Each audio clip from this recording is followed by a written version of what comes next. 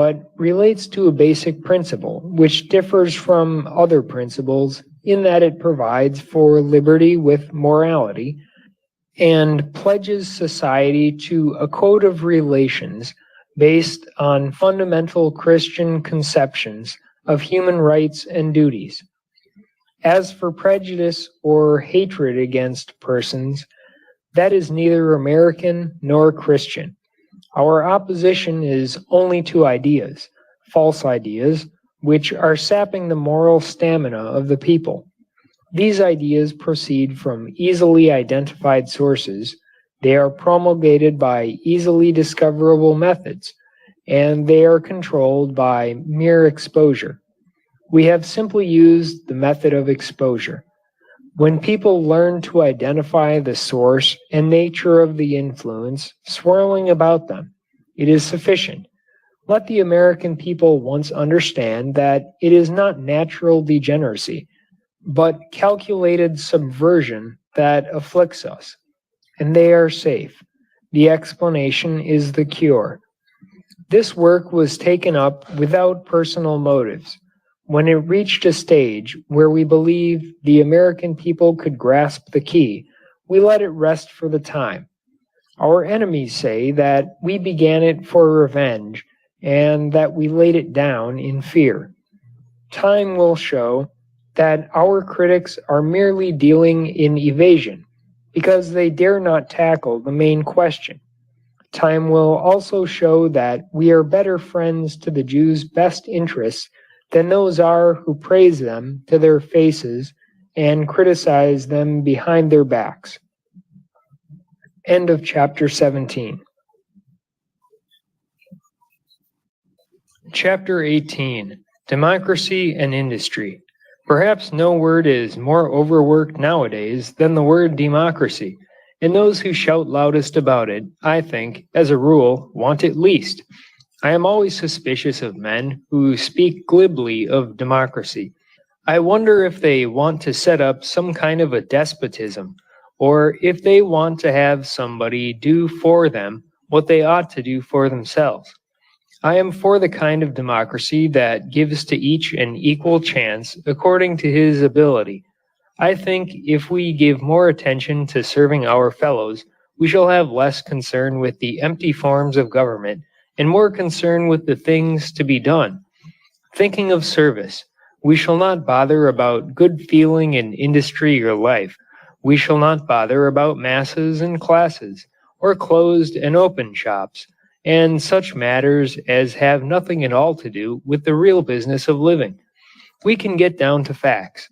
We stand in need of facts. It is a shock when the mind awakens to the fact that not all of humanity is human, that whole groups of people do not regard others with humane feelings. Great efforts have been made to have this appear as the attitude of a class, but it is really the attitude of all classes, insofar as they are swayed by the false notion of classes.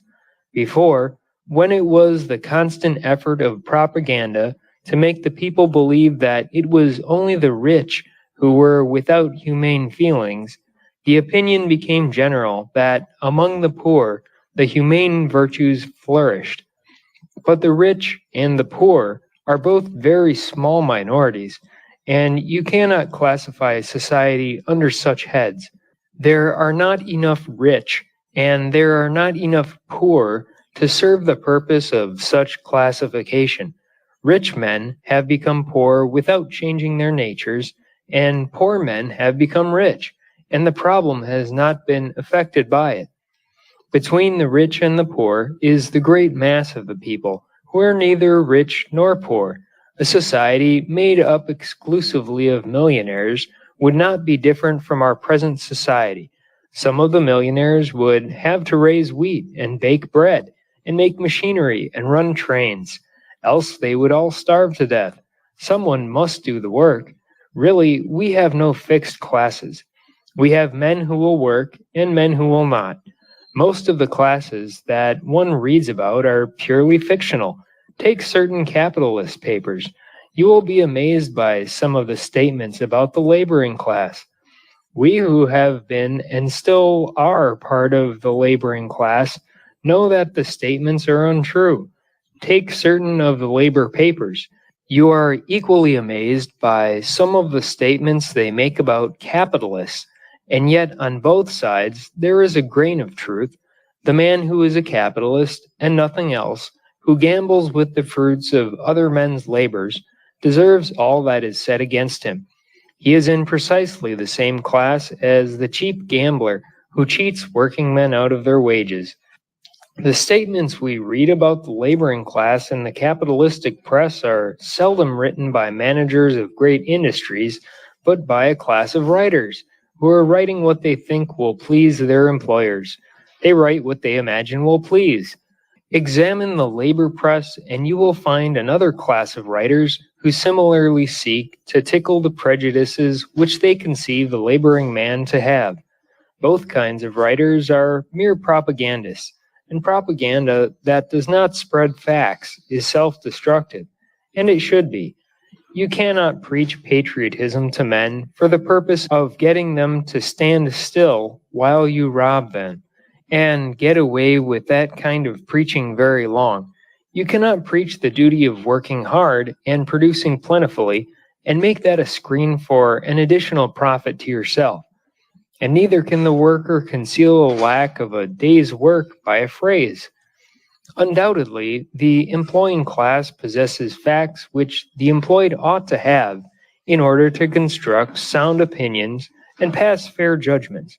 Undoubtedly, the employed possess facts which are equally important to the employer. It is extremely doubtful, however, if either side has all the facts. And this is where propaganda, even if it were possible for it to be entirely successful, is defective. It is not desirable that one set of ideas be put over on a class holding another set of ideas. What we really need is to get all the ideas together and construct from them. Take, for instance, this whole matter of union labor and the right to strike. The only strong group of union men in the country is the group that draws salaries from the unions. Some of them are very rich. Some of them are interested in influencing the affairs of our large institutions of finance. Others are so extreme in their so-called socialism that they border on Bolshevism and anarchism, their union salaries liberating them from the necessity of work so that they can devote their energies to subversive propaganda. All of them enjoy a certain prestige and power which, in the natural course of competition, they could not otherwise have won. If the official personnel of the labor unions were as strong, as honest, as decent, and as plainly wise as the bulk of men who make up the membership, the whole movement would have taken on a different complexion these last few years. But this official personnel, in the main, there are notable exceptions, has not devoted itself to an alliance with the naturally strong qualities of the working man. It has rather devoted itself to playing upon his weaknesses, principally upon the weakness of that newly arrived portion of the population which does not yet know what Americanism is, and which never will know if left to the tutelage of their local union leaders. The working men, except those few who have been inoculated with the fallacious doctrine of the class war, and who have accepted the philosophy that progress consists in fomenting discord in industry, when you get your $12 a day, don't stop at that. Agitate for 14. When you get your 8 hours a day, don't be a fool and grow contented. Agitate for 6 hours. Start something. Always start something. Have the plain sense which enables them to recognize that with principles accepted and observed, conditions change. The union leaders have never seen that. They wish conditions to remain as they are, conditions of injustice, provocation, strikes, bad feeling, and crippled national life. Else, where would be the need for union officers? Every strike is a new argument for them. They point to it and say, "You see, you still need us." The only true labor leader is the one who leads labor to work and to wages, and not the leader who leads labor to strikes, sabotage, and starvation. The union of labor, which is coming to the fore in this country, is the union of all whose interests are interdependent, whose interests are altogether dependent on the usefulness and efficiency of the service they render. There is a change coming. When the union of union leaders disappears, with it will go the union of blind bosses. Bosses who never did a decent thing for their employees until they were compelled. If the blind boss was a disease, the selfish union leader was the antidote. When the union leader became the disease, the blind boss became the antidote. Both are misfits. Both are out of place in well-organized society, and they are both disappearing together. It is the blind boss whose voice is heard today saying, "Now is the time to smash labor. We've got them on the run."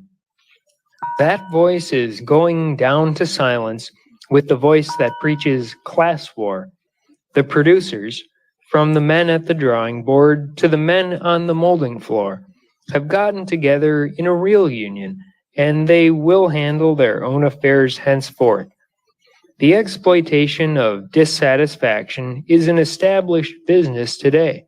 Its object is not to settle anything, nor to get anything done, but to keep dissatisfaction in existence.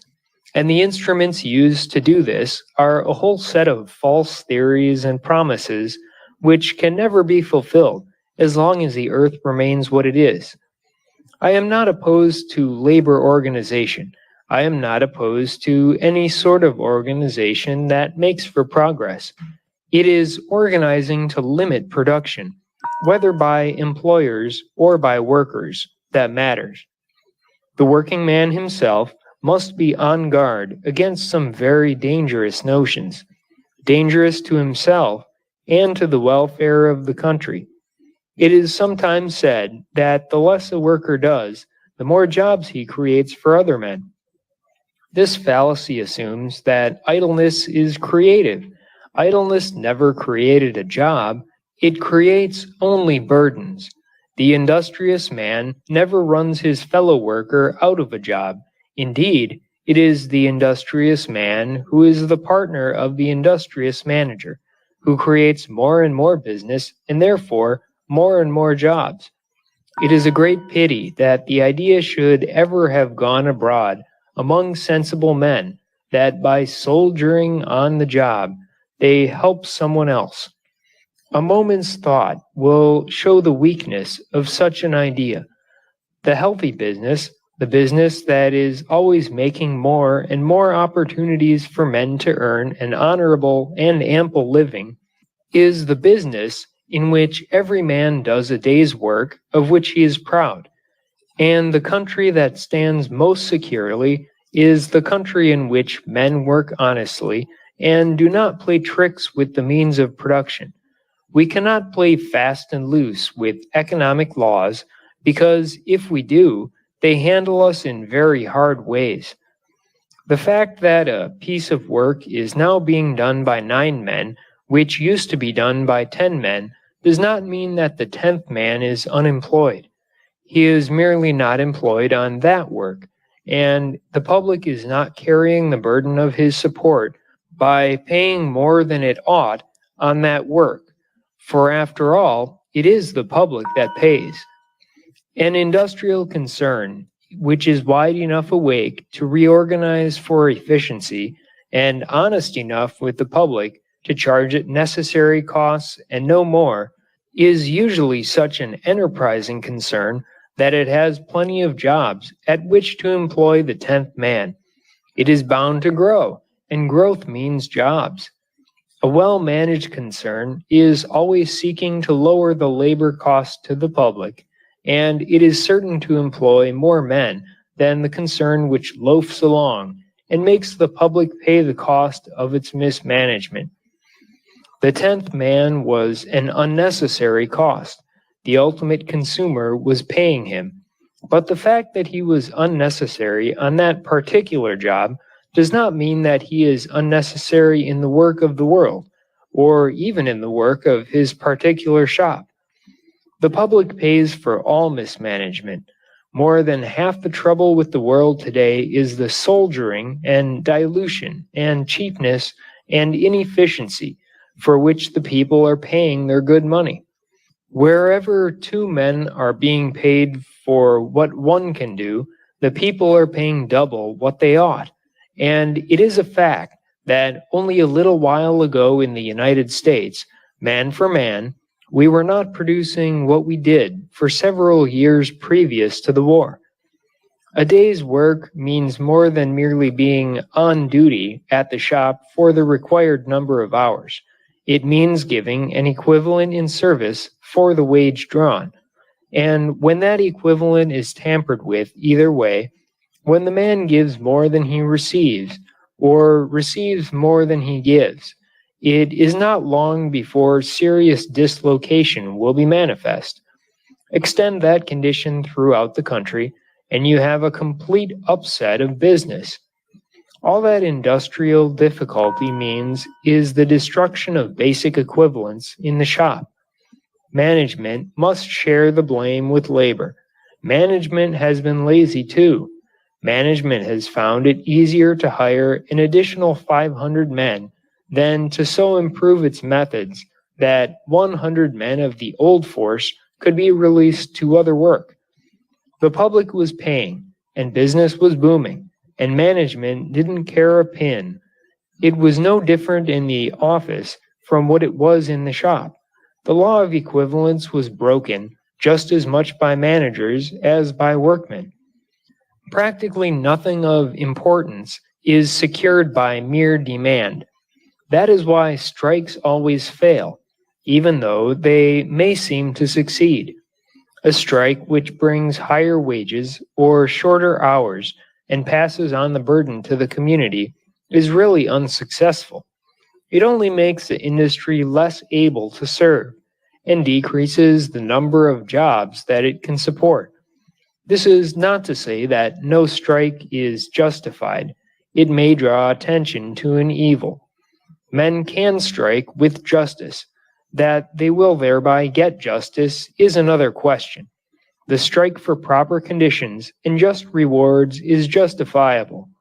The pity is that men should be compelled to use the strike to get what is theirs by right.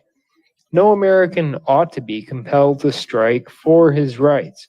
He ought to receive them naturally, easily, as a matter of course. These justifiable strikes are usually the employer's fault. Some employers are not fit for their job.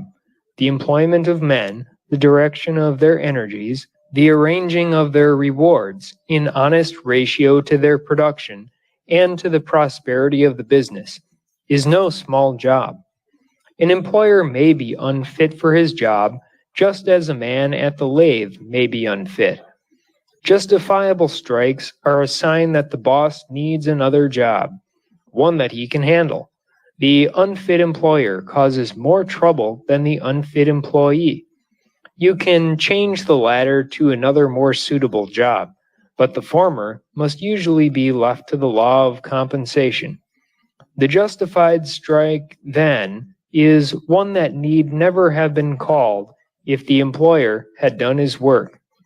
There is a second kind of strike, the strike with a concealed design. In this kind of strike, the working men are made the tools of some manipulator who seeks his own ends through them. To illustrate, here is a great industry whose success is due to having met a public need with efficient and skillful production. It has a record for justice. Such an industry presents a great temptation to speculators. If they can only gain control of it, they can reap rich benefit from all the honest effort that has been put into it. They can destroy its beneficiary wage and profit sharing, squeeze every last dollar out of the public, the product, and the working man, and reduce it to the plight of other business concerns which are run on low principles. The motive may be the personal greed of the speculators, or they may want to change the policy of a business because its example is embarrassing to other employers who do not want to do what is right. The industry cannot be touched from within because its men have no reason to strike, so another method is adopted. The business may keep many outside shops busy supplying it with material. If these outside shops can be tied up, then that great industry may be crippled. So strikes are fomented in the outside industries. Every attempt is made to curtail the factory's source of supplies. If the working men in the outside shops knew what the game was, they would refuse to play it, but they don't know. They serve as the tools of designing capitalists without knowing it. There is one point, however, that ought to rouse the suspicions of working men engaged in this kind of strike. If the strike cannot get itself settled, no matter what either side offers to do, it is almost positive proof that there is a third party interested in having the strike continue. That hidden influence does not want a settlement on any terms. If such a strike is won by the strikers, is the lot of the working man improved? After throwing the industry into the hands of outside speculators, are the workmen given any better treatment or wages? There is a third kind of strike, the strike that is provoked by the money interests for the purpose of giving labor a bad name. The American workman has always had a reputation for sound judgment. He has not allowed himself to be led away by every shouter who promised to create the millennium out of thin air. He has had a mind of his own and has used it. He has always recognized the fundamental truth that the absence of reason was never made good by the presence of violence. In his way, the American working man has won a certain prestige with his own people and throughout the world. Public opinion has been inclined to regard with respect his opinions and desires. But there seems to be a determined effort to fashion the Bolshevik stain on American labor by inciting it to such impossible attitudes and such wholly unheard of actions as shall change public sentiment from respect to criticism. Merely avoiding strikes, however, does not promote industry. We may say to the working man, "You have a grievance," but the strike is no remedy. It only makes the situation worse whether you win or lose. Then the working man may admit this to be true and refrain from striking. Does that settle anything? No. If the worker abandons strikes as an unworthy means of bringing about desirable conditions, it simply means that employers must get busy on their own initiative and correct defective conditions. The experience of the Ford Industries with the working man has been entirely satisfactory, both in the United States and abroad. We have no antagonism to unions, but we participate in no arrangements with either employee or employer organizations. The wages paid are always higher than any reasonable union could think of demanding, and the hours of work are always shorter. There is nothing that a union membership could do for our people. Some of them may belong to unions, probably the majority do not. We do not know and make no attempts to find out, for it is a matter of not the slightest concern to us. We respect the unions, sympathize with their good aims, and denounce their bad ones. In turn, I think that they give us respect, for there has never been any authoritative attempt to come between the men and the management in our plants. Of course, radical agitators have tried to stir up trouble now and again, but the men have mostly regarded them simply as human oddities, and their interest in them has been the same sort of interest that they would have in a four-legged man. In England, We did not meet the trades union question squarely in our Manchester plan. The workmen of Manchester are mostly unionized, and the usual English union restrictions upon output prevail. We took over a body plant in which were a number of union carpenters. At once, the union officers asked to see our executives and arrange terms. We deal only with our own employees and never with outside representatives, so our people refused to see the union officials. Thereupon, they called the carpenters out on strike. The carpenters would not strike and were expelled from the union. Then the expelled men brought suit against the union for their share of the benefit fund.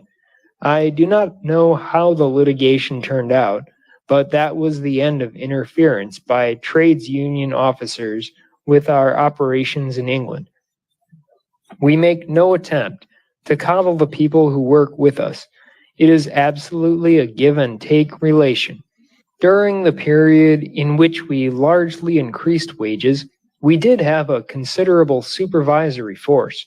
The home life of the men was investigated, and an effort was made to find out what they did with their wages. Perhaps at the time it was necessary. It gave us valuable information, but it would not do at all as a permanent affair, and it has been abandoned. We do not believe in the glad hand, or the professionalized personal touch, or human element. It is too late in the day for that sort of thing. Men want something more than a worthy sentiment. Social conditions are not made out of words. They are the net result of the daily relations between man and man. The best social spirit is evidenced by some act which costs the management something and which benefits all. That is the only way to prove good intentions and win respect. Propaganda, bulletins, lectures, they are nothing.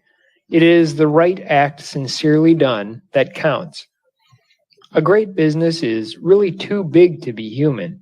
It grows so large as to supplant the personality of the man. In a big business, the employer, like the employee, is lost in the mass. Together, they have created a great productive organization which sends out articles that the world buys and pays for in return money that provides a livelihood for everyone in the business. The business itself becomes the big thing. There is something sacred about a big business which provides a living for hundreds and thousands of families. When one looks about at their babies coming into the world, at the boys and girls going to school, at the young working men who, on the strength of their jobs, are marrying and setting up for themselves, at the thousands of homes that are being paid for on installments out of the earnings of men. When one looks at a great productive organization that is enabling all these things to be done, then the continuance of that business becomes a holy trust. It becomes greater and more important than the individuals. The employer is but a man, like his employees, and is subject to all the limitations of humanity. He is justified in holding his job only as he can fill it. If he can steer the business straight, if his men can trust him to run his end of the work properly and without endangering their security, then he is filling his place. Otherwise, he is no more fit for his position than would be an infant. The employer, like everyone else, is to be judged solely by his ability. He may be but a name to the men, a name on a signboard. But there is the business. It is more than a name. It produces the living, and a living is a pretty tangible thing. The business is a reality. It does things. It is a going concern. The evidence of its fineness is that the pay envelopes keep coming. You can hardly have too much harmony in business, but you can go too far in picking men because they harmonize. You can have so much harmony that there will not be enough of the thrust and